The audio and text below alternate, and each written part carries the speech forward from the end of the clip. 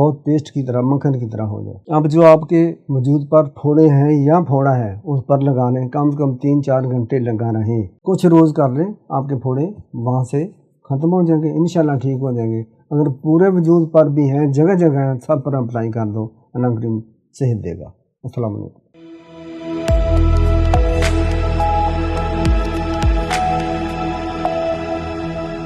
بعض لوگوں میں یا بعض علاقوں میں پھوڑے پھرسیوں کا رواج عام ہو جاتا ہے، خصوصاً جولائی اگست میں، ٹھیک ہے، اور یہ عموماً کپڑے گندے رہنے سے، جسم گندا رہنے سے یا آب و ہوا کا بھی بڑا فرق ہوتا ہے، علاقائی اثر بھی ہوتا ہے۔ پھوڑے پھنسی اور دانی نکلنا، اس کا میں نسخہ پیش کرتا ہوں۔ بکری کا سم، بکری کا کھر اور مل جاتا ہے، زندہ بکری کا کھر نہیں لینا، جیسا کہ اونٹ کا سندھ میں ایک وڈیرے نے یا چھٹیرے نے پاؤں ہی کاٹ دیا۔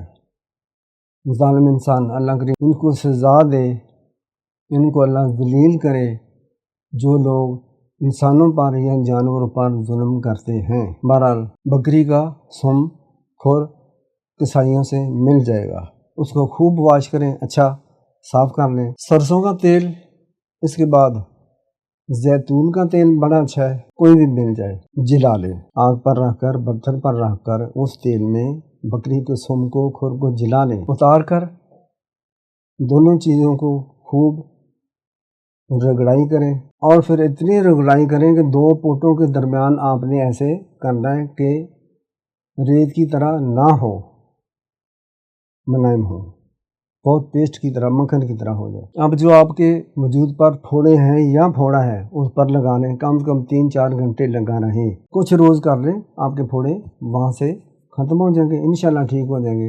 اگر پورے وجود پر بھی ہیں، جگہ جگہ ہیں، سب پر اپلائی کر دو، اللہ کریم صحت دے گا۔